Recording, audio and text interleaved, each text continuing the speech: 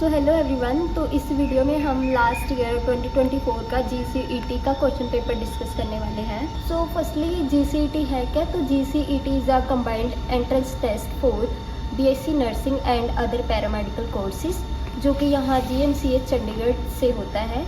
तो सबसे पहले हम इस वीडियो में बच्चों के कुछ डाउट्स हैं वो क्लियर कर लेते हैं। सो फर्स्टली बच्चों के डाउट ये रहता है कि ये एग्ज़ाम दे कौन सकता है। तो 12th के बाद नीट एग्ज़ाम की कोई ज़रूरत नहीं है इस कॉलेज में एडमिशन लेने के लिए। अगर आपने BSc नर्सिंग और BSc कोर्सेज़ यहाँ से करने हैं तो नीट एग्ज़ाम की कोई ज़रूरत नहीं है। बस GCET एग्ज़ाम का क्वालिफाई करना होगा अच्छे रैंक से, तो आपकी एडमिशन यहाँ पे हो जाएगी। अदर स्टेट के भी बच्चे दे सकते हैं और बॉयज़ एंड गर्ल्स दोनों दे सकते हैं। इसमें ऐसा नहीं है कि अगर BSc नर्सिंग लेना है तो ओनली गर्ल्स के लिए एग्ज़ाम है, नहीं, ये बॉयज़ एंड गर्ल्स दोनों देते हैं एग्ज़ाम। और अगर आपकी अच्छी रैंक आती है तो आप BSc नर्सिंग, BSc एनेस्थीसिया, जैसा भी आपको कोर्स चाहिए उसमें एडमिशन आप ले सकते हैं। तो इस एग्ज़ाम के सबसे बड़े एडवांटेज ये है, सबसे बड़ा प्लस पॉइंट ये है कि इस एग्ज़ाम में कोई भी नेगेटिव मार्किंग नहीं है, मतलब तुक्के लगा सकते हो। तो 100 मार्क्स का क्वेश्चन होता है, क्वेश्चन पेपर होता है, उसमें से 50 मार्क्स हमारी बायो होती है, बायोलॉजी, और 25 मार्क्स की केमिस्ट्री और 25 मार्क्स की फिज़िक्स। और बहुत ही बच्चों के डाउट ये होते हैं कि आपको BSc नर्सिंग लेना है या BSc एनेस्थीसिया। तो सबसे पहली बात तो ये है कि दोनों के अपने अपने एडवांटेजेस हैं। आपने देखना है कि आपका इंटरेस्ट किस में है, उसके हिसाब से लो कि BSc नर्सिंग आपने करना है या BSc एनेस्थीसिया। क्योंकि बहुत ही बच्चे कंफ्यूज्ड हैं कि दीदी कौन सा कोर्स इज़ बेटर, तो वो क्वेश्चन पूछ रहे हैं। तो अपना इंटरेस्ट देखो कि आपका इंटरेस्ट किस में है। और एक स्टूडेंट है प्रियांक भल्ला नाम से, उसका डाउट ये है कि 81-82% अगर 12th क्लास में वो लेता है तो उसके बेसिस पे क्या यहाँ एडमिशन हो जाएगी। तो ऐसे नहीं है, तो ये एग्ज़ाम ही क्यों कंडक्ट कर रहे हैं अगर 12th बोर्ड के एग्ज़ाम के बेसिस पे एडमिशन देनी है यहाँ पे, तो ऐसा नहीं है। 12th के मार्क्स रैंक डिसाइड करने में कंसिडर करते हैं। जैसे कि 2 बच्चे हैं, एग्जाम्पल दे रही हूँ मैं, कि 54 मार्क्स है 2 बच्चों के। अब उन्होंने जैसे अब उनकी रैंक बननी है 28 और 29 पे, तो किसको पहले रखे, 28 रैंक पे किसको रखे। तो तब उन्होंने देखना है कि 12th क्लास में किसके ज़्यादा मार्क्स आए हैं। तो वो बच्चा जो 12th में ज़्यादा मार्क्स लेके आया होगा उसकी 28 रैंक बनेगी, और उसके नेक्स्ट वाला जिसके कम मार्क्स हैं 12th में वो जाएगा उसके पीछे। तो ऐसे रैंक डिसाइड में होता है, रैंक बनने में आपके 12th मार्क्स लेंगे। अदरवाइज़ आपने यहाँ पे GCET में 90 स्कोर किया है तब तो आपकी एडमिशन हो ही जाएगी। अगर कम लाए हो 40 तो एडमिशन नहीं होगी, चाहे आपने बोर्ड एग्ज़ाम में 90% ही लिए हों।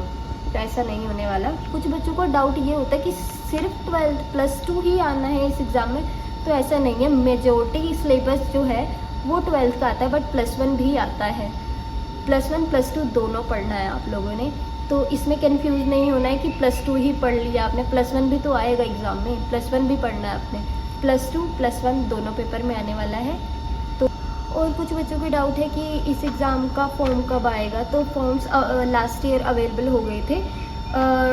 21 जून से स्टार्ट हुआ था इसका फॉर्म फिलिंग का प्रोसेस, और 10 जुलाई तक चला था। और एग्ज़ाम जब फॉर्म आ जाता है तो उसके 15 डेज़ बाद एग्ज़ाम हो जाता है इसका, और रिज़ल्ट भी 1 वीक और मे बी 10 डेज़ के अंदर ही इसका रिज़ल्ट भी आ जाएगा। तो इसका प्रोसेस फास्ट है, स्लो प्रोसेस नहीं है। जैसे आपका फॉर्म फिलिंग का प्रोसेस स्टार्ट होगा उसके 15 डेज़ ही बाद आप लोगों के एग्ज़ाम भी हो जाएंगे, फिर थोड़े ही दिनों में आपका रिज़ल्ट भी आ जाएगा, और फिर काउंसलिंग प्रोसेस स्टार्ट हो जाएगी एडमिशन का। तो अब हम स्टार्ट कर देते हैं लास्ट ईयर का GCET 2024 का question paper discussion. First question है हमारा, mister X is eating curd yogurt, for this he is occupying trophic level. तो इस क्वेश्चन में हमें बताना है जो कर्ड खाना है वो कौन से ट्रॉफिक लेवल पे बिलोंग करता है। तो सबसे पहले हमारा कर्ड आया कहाँ से होगा, तो जो हर्बीवोरस होंगे उनसे, और जो ये हर्बीवोरस है इनसे मिल्क तभी निकलेगा जब ये कुछ प्लांट्स को ईट करेंगी। तो बेसिकली हम कह सकते हैं जो प्रोड्यूसर हैं हमारे, जो प्लांट्स हैं उनको ईट किया होगा हर्बीवोरस, तभी तो वो मिल्क देंगे, और उनके मिल्क को बैक्टीरिया द्वारा, लैब बैक्टीरिया से कन्वर्ट कर दिया होगा कर्ड में, एंड इस कर्ड को फिर हमारे खाया है मिस्टर एक्स ने। तो इनडायरेक्टली मिस्टर एक्स ने हर्बीवोरस के प्रोडक्ट को ईट किया। तो जो हमारे प्रोड्यूसर हैं वो आ गए फर्स्ट ट्रॉफिक लेवल पे, और इनको खाया हर्बीवोरस ने तो वो आ गए सेकंड लेवल पे, और हर्बीवोरस के प्रोडक्ट को खाया मिस्टर एक्स ने तो वो आ गए हमारे थर्ड ट्रॉफिक लेवल पे। तो जो मिस्टर एक्स हैं वो थर्ड ट्रॉफिक लेवल पे कंसिडर किए जाएंगे। तो क्वेश्चन में हमसे यही पूछा था जो मिस्टर एक्स हैं वो कौन से ट्रॉफिक लेवल पे बिलोंग करते हैं, तो वो थर्ड ट्रॉफिक लेवल पे बिलोंग करते हैं। तो answer is C. Question is which kind of a therapy was given in 1990 to a 4-year-old girl with ADA deficiency. तो एक 4 साल की बच्ची थी जिसके पास ADA का जीन नहीं था, ADA जीन की डेफिशिएंसी हो गई थी। एंड ADA जीन हमारे इम्यून सिस्टम के फंक्शन के लिए बहुत ही ज़्यादा इम्पोर्टेंट होता है। तो स्टार्ट करते हैं इम्यूनोथेरेपी से। इम्यूनोथेरेपी में ऐसे ड्रग प्रोवाइड करते हैं जिससे इम्यून सेल्स को स्ट्रॉन्ग बनाया जा सके। एंड इम्यूनोथेरेपी कैंसर पेशेंट के लिए किया जाता है। नेक्स्ट है रेडिएशन थेरेपी। तो रेडिएशन थेरेपी भी कैंसर पेशेंट में किया जाता है। इसमें ऐसे रेडिएशन दिए जाते हैं जिससे कैंसर सेल को डिस्ट्रॉय किया जा सके। Next is gene therapy. तो जीन थेरेपी में जो भी जीन फंक्शनल नहीं होते, बॉडी में एब्सेंट होते हैं, इसको हम अलग से प्रोवाइड करते हैं।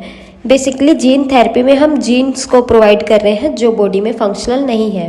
Next is chemotherapy. तो कीमोथेरेपी नाम से ही क्लियर है, इसमें हम कुछ केमिकल्स प्रोवाइड करेंगे। बेसिकली केमिकल्स मतलब ड्रग्स, ऐसे ड्रग देंगे एंड ये भी कैंसर केस में किया जाता है। कीमोथेरेपी में तुम्हें पता ही होगा पेशेंट के बाल और भी झड़ जाते हैं, इसके कई साइड इफेक्ट्स भी होते हैं क्योंकि। तो ये जो प्रॉब्लम थी स्किड की, सीवियर कंबाइंड इम्यूनोडेफिशिएंसी की, तो इसमें जीन थेरेपी किया गया था। तो answer is C. Question number 3 है drug called heroin is synthesized by.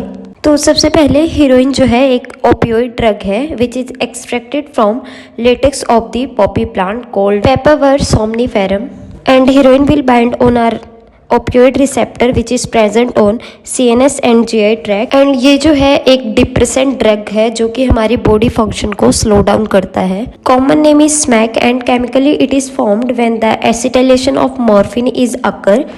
तो क्वेश्चन में हमसे यही पूछा था कि हीरोइन सिंथेसाइज्ड कब होता है। So the answer is when the acetylation of morphine is occur. तो हमारा आंसर हो जाएगा option number B. Now question number 4 जो है इसमें बताना है कि प्लाज्मोडियम का कौन सा इन्फेक्टियस स्टेज जो होता है ह्यूमन बॉडी में मॉस्किटो बाइट से एंटर करता है। इसका डायग्राम NCERT में दिया हुआ है जहाँ पर एक मॉस्किटो बाइट कर रहा है एक ह्यूमन हैंड पे एंड वहाँ क्लियरली लिखा हुआ है when the mosquito bite another human body the sporozoites are injected with mosquito bite. तो इसमें प्लाज्मोडियम का इन्फेक्टियस स्टेज स्पोरोजोइड्स है जो कि मॉस्किटो बाइट से ह्यूमन बॉडी में एंटर करता है। तो आंसर हमारा सी ऑप्शन हो जाएगा। और ये जो क्वेश्चन है नीट 2020 का भी क्वेश्चन रह चुका है और जो जीन थेरेपी वाला हमने क्वेश्चन किया है वो नीट 2016 का क्वेश्चन था। क्वेश्चन नंबर 5 का आंसर तुम मुझे कमेंट सेक्शन में बताओगे और आंसर ना पता लगे तो मैं आंसर की वीडियो के एंड में डालूंगी, वहां से अपना आंसर मैच कर लेना। Question number 6 is pollen grains can be store for several years in liquid nitrogen having a temperature of. तो ये एक प्रोसीजर है, टेक्निक है जिसको बोला जाता है क्रायो प्रिजर्वेशन। इसमें cells, tissue, organ and pollen grains को लिक्विड नाइट्रोजन में -196 डिग्री सेल्सियस पर स्टोर करके रखा जाता है। तो इसका आंसर है option number C. Question number 7 में पूछा है कि अट्रैक्टेंट्स एंड रिवॉर्ड किस टाइप के पोलिनेशन में रिक्वायर्ड होते हैं। तो देखो हाइड्रोफिली जो होता है इसमें पोलिनेशन बाय वाटर होता है और क्लिस्टोगैमी में तो क्लोज्ड मैरिज होती है क्योंकि इसके फ्लावर ही ओपन नहीं होते। एंड जो अब ऑप्शन नंबर सी है एंटेमोफिली, तो इसमें क्या होता है पोलिनेशन बाय इंसेक्ट्स होता है एंड इंसेक्ट्स को अट्रैक्ट करने के लिए फ्लावर एंड रिवॉर्ड की ज़रूरत होती है। तो attractants and rewards are required in entomophily. Option number D है एनिमोफिली। तो ए से एनिमोफिली, ए से एयर मतलब पोलिनेशन बाय विंड। तो हमारा आंसर हो जाएगा ऑप्शन नंबर सी। एंड ये नीट 2017 का भी क्वेश्चन है। अब देखो क्वेश्चन नंबर 8 में पूछा है the head of the epididymis is called. अब ऑप्शन नंबर ए इन्होंने दिया है वास डिफरेंस। तो वास डिफरेंस पार्ट होता है मेल रिप्रोडक्टिव पार्ट का एंड कैरी करता है स्पर्म्स को यूरेथ्रा तक। तो ये तो हेड ऑफ द एपिडिडाइमिस नहीं है। अब ऑप्शन नंबर बी को देखते हैं। ऑप्शन नंबर बी है ग्यूबरनैकुलम। तो ये तो एक कनेक्टिव टिश्यू है जो कि हेल्प करता है in descending of testis in scrotum. अब option number C and D देख लेते हैं। तो जो एपिडिडाइमिस होता है उसका एक हेड पोर्शन होता है एंड एक टेल पोर्शन। हेड पोर्शन को हम बोलते हैं caput epididymis and tail portion को बोलते हैं कोडा एपिडिडाइमिस। तो क्वेश्चन में हमसे हेड ऑफ एपिडिडाइमिस पूछा था, तो ऑप्शन नंबर सी हो जाएगा, दैट इज कैप्यूट एपिडिडाइमिस। अब क्वेश्चन नंबर 9 पे चलते हैं। तो क्वेश्चन नंबर 9 में पूछा है double fertilization in angiosperms was discovered by. तो देखो इसका आंसर तो मुझे एनसीईआरटी में नहीं मिला, बट आंसर की में इसका ऑप्शन नंबर डी है करेक्ट आंसर, दैट इज नवाज चिन। अब क्वेश्चन नंबर 10 पे चलते हैं। तो क्वेश्चन नंबर 10 में है insulin consist of 2 short polypeptide chain A and chain B that are linked together by. अब देखो जो हमारा मैच्योर इंसुलिन होता है उसमें 2 चेन्स होती हैं, chain A and chain B, and chain A में 21 अमीनो एसिड होते हैं एंड चेन बी में 30 अमीनो एसिड, एंड ये दोनों चेन्स आपस में एसएस बॉन्ड से जुड़े होते हैं, दैट मीन्स डाइसल्फाइड बॉन्ड। तो हम बोल सकते हैं कि इनके बीच डाइसल्फाइड ब्रिजेस है, ऑप्शन नंबर डी। तो हमारा करेक्ट आंसर होगा option number D. Question number 11 में पूछा है कंपटीशन इज डिनोटेड बाय। तो देखो अगर 2 लोगों के बीच सेम रिसोर्सेज हों तो उनके बीच कंपटीशन तो होगा ही, सेम रिसोर्स के लिए दोनों फाइट करेंगे आपस में। तो इसमें फ़ायदा किसका है? फ़ायदा किसी का नहीं है, इसमें दोनों को ही हार्म होगा। अब देखो इसमें दोनों लोगों को ही हार्म हो रहा है, तो हम हार्म को कैसे डिनोट करते हैं? नेगेटिव साइन से। तो हम दोनों को ही नेगेटिव साइन से रिप्रेजेंट करेंगे, तो हमारा आंसर हो जाएगा ऑप्शन नंबर डी। अब देखो क्वेश्चन नंबर 12 में हमसे पूछा है जो डीप सीज फिशेज होती हैं वो इतना ज़्यादा प्रेशर कैसे सह लेती हैं? तो उनके ब्लड में ट्राईमिथाइलामीन एन ऑक्साइड एक कंपाउंड होता है जिससे उनका सेलुलर फंक्शन मेंटेन रहता है, प्रोटीन स्टेबल रहता है, एंड वो इतने एक्सट्रीम प्रेशर को झेल सकते हैं। तो हमारा आंसर होगा option number C. Question number 13 में हमसे वर्ल्ड बायोडाइवर्सिटी डे पूछा है, तो इसका डायरेक्ट आंसर है 22 मई। अब देखो क्वेश्चन नंबर 14 में पूछा है the organisation which publish the red list of species is. तो देखो ये बहुत ही ज़्यादा सिंपल क्वेश्चन है और डायरेक्ट एनसीईआरटी से ही है, तो इसका आंसर हो जाएगा सी। मैं आंसर्स के बहुत ही ज़्यादा डीप में नहीं जा रही हूँ क्योंकि मुझे 2 साल हो गए इन सिलेबस को पढ़े हुए, एंड कोई भी चीज़ मैं सही से एक्सप्लेन ना कर पाऊँ तो प्लीज़ जाके एनसीईआरटी से जाके पढ़ लेना। क्वेश्चन नंबर 15 में बोल रहे हैं एलेंस rule is the influence of temperature on. तो देखो जो एलन रूल है वो कोल्डर एंड वार्मर एरिया के एनिमल्स के एक्सट्रीमिटीज़ के लिए है, मतलब जो भी उनके बाहरी अंग है जैसे हाथ, पैर, कान, नाक, तो उसके लिए है। तो देखो एलन रूल बोलता है जो भी एनिमल्स है कोल्डर क्लाइमेट्स में रहने वाले, they have generally shorter ear and limbs to minimise heat loss, ताकि उनकी बॉडी से हीट लॉस ना हो और वो सरवाइव कर पाए कोल्डर क्लाइमेट में भी। तो इसका करेक्ट आंसर हो जाएगा ऑप्शन नंबर ए। अब देखो क्वेश्चन नंबर 16 में the interaction between barnacle and whale is पूछा है। तो जो बार्निकल होते हैं वो व्हेल के शरीर से न्यूट्रिशन उन्हें मिल जाता है, एंड जो व्हेल होती है उसे कोई भी इफेक्ट नहीं होता है। तो एग्जाम्पल है कॉमन सेलिज्म का। क्वेश्चन नंबर 17 है which of the following bacteria is restriction endonuclease not a source of. तो इसका आंसर है एंटामीबा कोलाई। में पूछा है who among the following was awarded the Nobel prize for the development of PCR technique. तो देखो इसका आंसर है ऑप्शन नंबर सी। तो क्वेश्चन नंबर 19 में पूछा है जब मिल्क कर्ड में कन्वर्ट होता है तो कौन सा विटामिन का कंटेंट इंक्रीज हो जाता है? तो इसका आंसर बहुत ज़्यादा सिंपल है, तो विटामिन B12 का कंटेंट जो है इंक्रीज हो जाता है। क्वेश्चन नंबर 20 है डेक्स्ट्रन इज यूज्ड इन। तो देखो सबसे पहले डेक्स्ट्रन है जो है एक बायोपॉलीमर है which is produced by partial hydrolysis of starch. Second process जिसके थ्रू हम इसे बना सकते हैं तो polymerisation of sucrose by the bacteria. Bacteria का नाम तुम खुद ढूंढ लेना। मैं इसके यूजेस बता देती हूँ कि डेक्स्ट्रन का यूज़ कहाँ पे होता है। So it is used as blood expander, blood absorbent, and third is it is a substitute for blood plasma in transfusion. तो देखो इसका आंसर हो जाएगा हमारा option number C. Question number 21 में पूछा है Roquefort cheese is ripened by using a. तो इसका आंसर तुम्हें पता ही है, बहुत इजी है, सिंपल सा फंगस। तो ऑप्शन नंबर बी हमारा करेक्ट ऑप्शन होगा। क्वेश्चन नंबर 22 में पूछा है appearance of teeth in the embryos of birds is an example of. तो देखो मैं डायरेक्ट आंसर बता देती हूँ, इसका ऑप्शन नंबर डी है आंसर, एंड एनसीईआरटी से जाके तुम ब्रीफली इसका आंसर पढ़ सकते हो। क्वेश्चन नंबर 23 में पूछा है इनमें से कौन सा ऑप्शन है जो कि लैकोप्रोन का पार्ट नहीं है। तो लैकोप्रोन में operator, structural genes and promoter भी होते हैं, बट जो ऑप्शन नंबर सी में दिया है एन इन्हेंसर वो नहीं होता। तो हमारा आंसर हो जाएगा ऑप्शन नंबर सी। तो क्वेश्चन नंबर 24 देख लेते हैं। इसमें पूछा है कि कौन सा ऐसा डिसीज़ है जिसमें यूरिन जो है एयर के एक्सपोजर से ब्लैक कलर का हो जाता है। तो ये एल कैप्टोन यूरिया के सिम्टम्स हैं और इसे ही ब्लैक बोन डिसीज़ भी कहते हैं। और ये डिसीज़ क्रोमोसोम नंबर 3 पे होती है एंड ये ऑटोसोमल रिसेसिव डिसीज़ है। तो इसका आंसर हो जाएगा option number C, that is L कैप्टोन urea.